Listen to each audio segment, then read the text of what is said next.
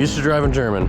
All right, what is going on, guys? Welcome back to another video. Today we are back in the 2024 Mustang Darkhorse S650 with the manual tremec transmission. Sounds great. I mean, this car has always sounded absolutely amazing. It's not perfect weather out, but it will get up to 60s today. I've already warmed everything up, as you guys can see over here on the auxiliary gauges, which are pretty nice to have, honestly. Now we are in full sport mode already with exhaust set to track mode, so we've pretty much got maximum effort out of this 500 horsepower V8 other than turning traction off.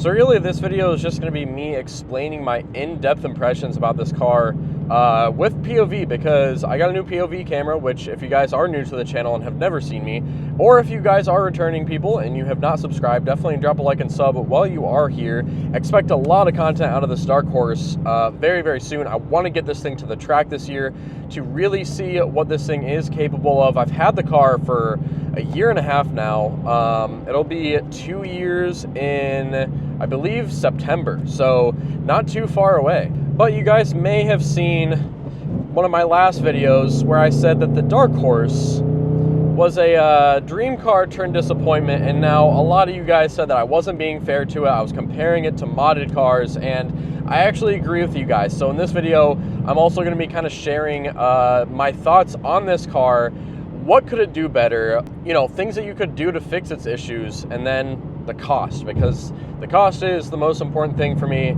And I just feel like maybe for this car, there could be some better stuff out there, which we'll cover in this video. We'll get a nice little double downshift here.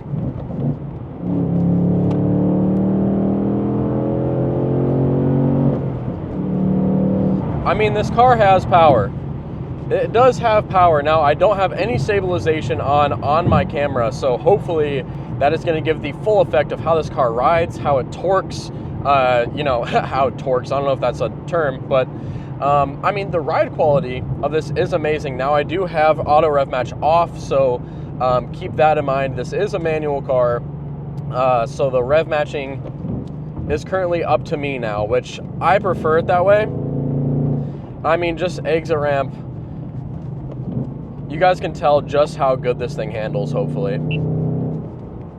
Like, this thing grips up no issues. It is cold out, so I'm definitely not even close to the limit. But yeah, I mean, I'm not dumping the clutch because I don't want to spin out. I don't have traction off because, again, don't want to spin out. But this is how 99% of you guys are going to be driving this car anyways, so it's best to drive it this way for the actual kind of review. I don't know if I would consider this a review, more of just a POV drive and thoughts. I want to introduce more videos like this to the channel because before I never really enjoyed doing POV content, but I did get this new camera, so here we are. I don't want to get stuck behind this truck. And as you guys can tell, this thing does have plenty of passing power. Could it have more? Yeah. Do you need more on the regular road and for everyday driving? Probably not. Now, one thing that I did just remember after kind of getting it on there a little bit, obviously we're not going to be able to take this corner at any real speed thanks to that truck, but that's okay. I can explain something real quick. So this thing does have, I don't have the track pack, so this could be different on the track pack, but this thing does have a little bit of lift-off oversteer. Now, what I mean is if you are taking a corner, and this is probably like this for all cars that are similar to this, correct me in the comments if I'm wrong. I'm not a professional driver by any means, but when you lift off, when you're going through a corner with, like, I don't know, 30, 40% throttle, and then you lift off, the car does kind of, if you're turning right, it cuts in more right, and then when you get back on, it kind of wants to pull you out. Which I'm pretty sure is a thing that just happens in cars. You just feel it a little bit more in this specific car. So second gear on ramp, again, you could push this car way harder than this. I mean, I could hear my tires squealing just going like 45 there. It's cold out. It's 45 degrees, so again, I'm really limited on what I can do right now, but later in this video, I'll be able to push it harder. I mean, I caught up to these guys, no issue. I don't know how these guys are getting gapped by a truck, but I mean, I don't know. Good example, that's like a Mitsubishi Mirage in front of me, and I was not gaining on them. Oh, nice little backfire there.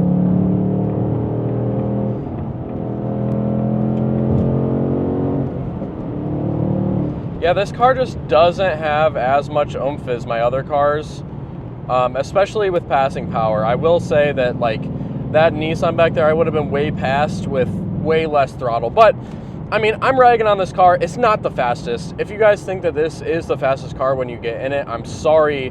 I'm sorry to tell you guys, it's just not. It is just not the fastest car that you'll be in, that you'll see on the road. You will get gapped by pretty much any German sports car as long as it's pretty modern within the last like 8-9 years, especially if it is modded. Now, one thing, and I said this in my other video, is this ride quality is absolutely amazing. As you guys can tell, I'm in sport mode right now, and hopefully the camera is picking it up. There's not a ton of body shake in this car at all, especially on the highway. Like, I'm going 80, and it's perfect. There's no problems at all with this MagneRide suspension. So huge point, if you guys are using this as more of like a GT car, I think that that is a perfect suit for this car, which is probably a part of the problem. I mean, look at these track apps we have over here. We've got a manual transmission. We've got a drift brake. To me, this car should not feel like a GT, which if you guys don't know what GT means, it means Grand Touring car.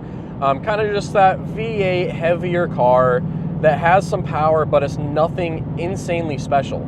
This car was marketed as the ultimate track weapon of a Mustang, obviously, other than the GTD.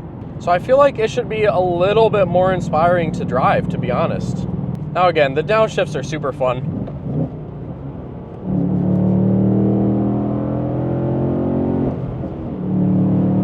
But I think that you guys will be able to tell there's not a ton of torque.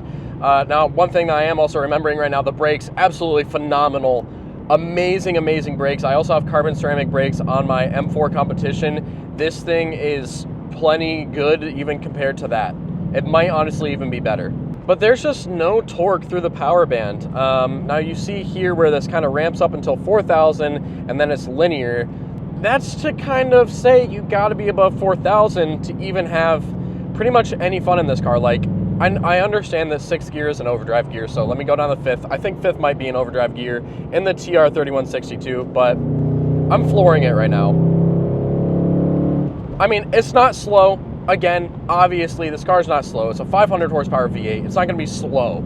It's just, there's no torque, there's no feel to it unless you're really ringing it out. Like, if you're above 6,000, sure, it's super fun, but again, 50-degree day, I can't even get there. And also, after all of the acceleration that we've done, hopefully you guys can see that the max G's that we've got acceleration is 0.59, which really isn't all that crazy. Let's try to beat that here in a second, actually. So rolling through the gears.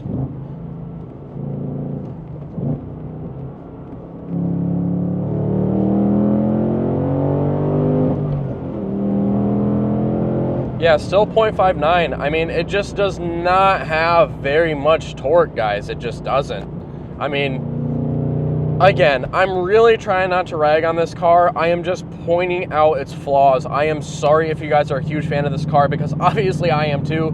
I was the first creator on YouTube to actually own this car. So I love this car. It's just, let's get to the topic at hand, the cost of this car. Because for $80,000 after markup, packaging, and everything else, taxes, fees, blah, blah, blah, about $80,000 for this car without track pack. Now, it'll be probably like 75 for you guys because I had a little bit of negative equity on my trade-in, but still, let's just call it 80 grand for ease of explanation. Now, do these downshifts feel like $80,000 of downshifts?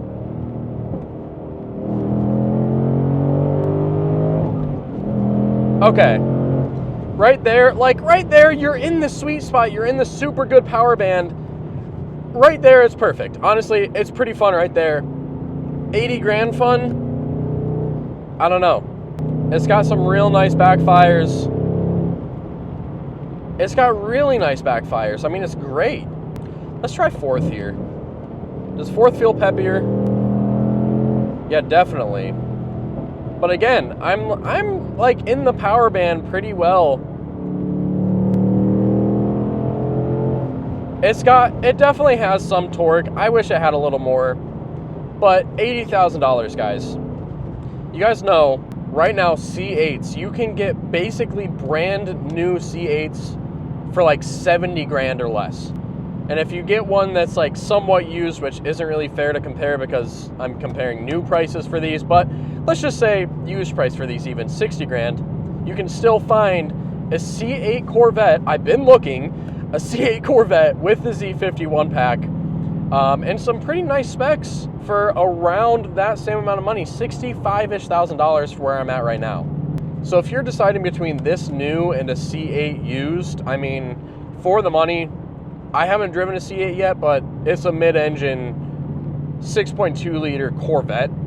Go with that. Now, the reason why I personally did not do that when I bought this car, this right here, I thought that I needed a manual transmission to have fun in a car like most of you probably do.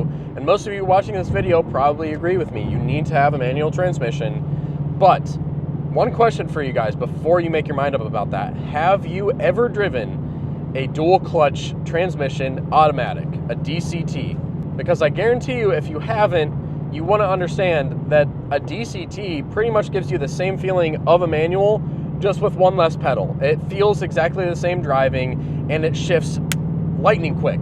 Now, let's not even talk about the German market, because German market compared to this, if you guys, you know what, let's just go ahead and compare it just in case.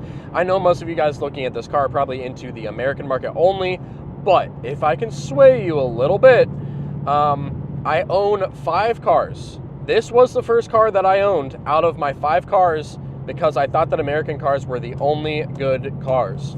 Now, that being said, I also have a 2018 M4 competition that was half the price of this, and it is, I want to say double the car, but you guys get where I'm going with it. It's it's a phenomenal car. It's an inline-6 twin turbo with probably more wheel horsepower than this, just stock. Again, half the price. It is a used car, so you'll have some miles on it, but half the price of a new dark horse for better performance. I don't know, I'm just saying. Now, there's also a step down if you guys do consider all-wheel drive cars. There's the S-Line and Audis. I have a B9 S4, which is a 2018. Love that car. It's getting modded. And I also have a 2016 S5 with the manual transmission as well. Upgraded transmission, or sorry, upgraded clutch, stage 3 clutch. And that transmission with the upgraded clutch is better than this, in my opinion. Now, you see, I started this review or video with an open mind. Again, I'm really not trying to rag on this car. I'm really not. But there's just so many options out there, and that's not even including, like, you could get a TTRS, a 5-cylinder turbocharged engine that is capable of like 700 wheel with the stock engine, and you would be booking it, man. Like, absolutely booking it. There's just much better cars out there for the money that this costs. Now, if you're always on the track, sure, this car can make sense because it's brand new, it's warranted, you can get the track warranty on it, which I did get, and yeah, I mean, it's a brand new car. You're not gonna have any problems. If you do, it's covered. So that is one huge good nice thing about this and a reason why I bought it. But of course, then you can't modify it. Which brings me to the next thing that I just realized, a big reason why I personally am not super in love with this car anymore. You can't do anything to it. Now, I know you guys are gonna be like, oh, you can buy the Whipple supercharger, but that costs $10,000 just for the kit plus install. And then again, on top of the $80,000 that this car already costs, you're getting up towards $100,000 for a supercharged Mustang. Now, you could be getting much better cars out there for $100,000. You're getting into C8 Z06 territory, C7 ZR1 territory. Not quite actually, but C7 Z06 territory. You get what I'm saying. CTSV, CT5V Blackwing. There's just a ton more options out there. And I think that you could do a lot more than just supercharge this car, which I bought this car wanting to twin turbo it. I wanted to have a manual, brand new Mustang with the 5.0 Coyote, twin turbo it like an old Mach 1 basically, and also have this nice updated interior on the S650 platform, and it's almost 2 years later and you still can't even touch the ECU. It's kind of annoying. Now, all that being said, let's wait till later in the day, wait for it to be a little bit nicer out, 20 degrees warmer, 25 degrees warmer even, and then I'll catch back up with you guys. Some off-ramp action here. Tires are nice and warm. Like, the downshifts feel good. The pedal is a little bit mushy though.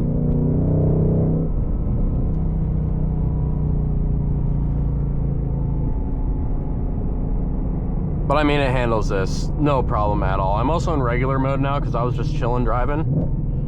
But I mean, let's go ahead and throw it over in sport. Let's see what this thing can do real quick. Nice warm tires, might as well, right?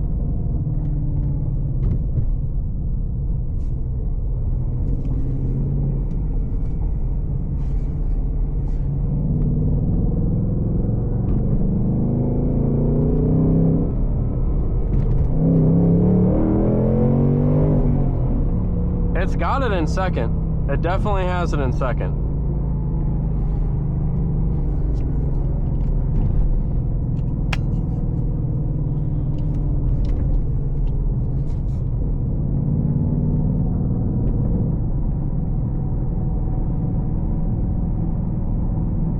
Let's see if third has anything.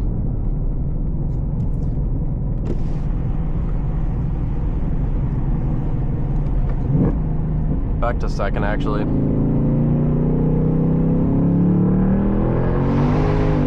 It's spinning there. Yeah, I mean, it's fun. So when I hit that in second gear, it did get up to 0.62 Gs. Now I think, honestly, later today, I'm gonna rip on this thing, like absolutely wring it out. Because I think that might just be what you literally have to do to have fun in this car. I mean, it's gotta be, because there's no fun to be had below 5,000. You just gotta be above 5,000 RPM, truthfully. Again, I could take this at probably 65 if it weren't for the weather.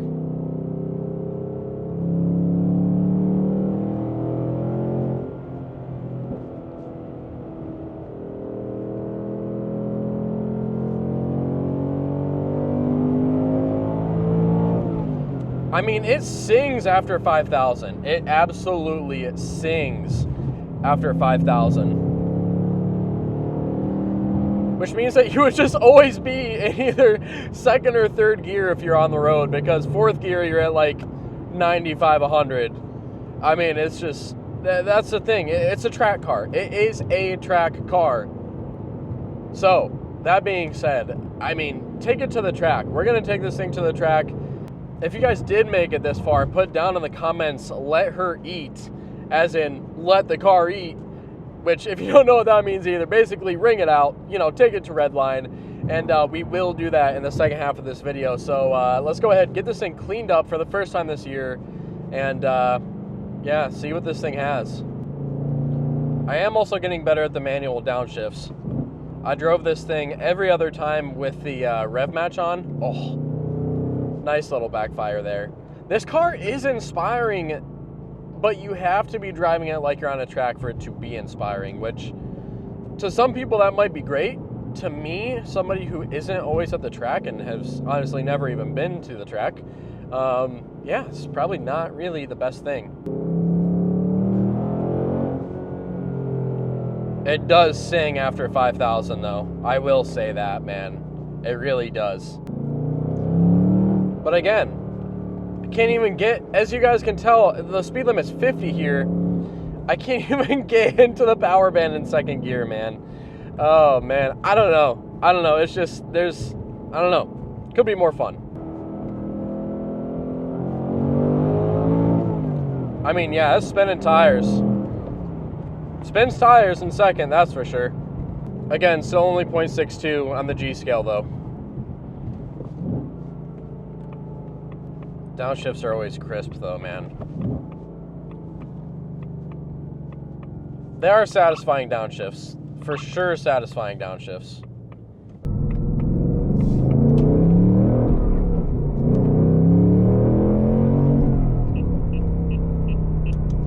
I mean, it eats. Let's just see what it does later when it's actually warm out. So unfortunately, Ohio is doing Ohio things. As you can see behind me, it rained a ton. So I'm honestly not gonna be able to drive this like I thought today. It was supposed to be like 68 degrees and not cloudy, not rainy. And as you can see behind me, we've got even more rain coming. Huge puddle there, huge puddle behind that trash can, and another trash can here. No, I'm just kidding. So that being said, I do think that I had enough content in this video to really give my thoughts on the Dark Horse. Now, of course, we will go ahead and take this out many more times. I do own this car, obviously, so it's not just like I rented it from a dealership or anything. I'll have plenty of content coming out on this when I push it in good weather. So if you guys do want to see that, make sure that you guys drop a like, subscribe, and I will see you guys in the next one.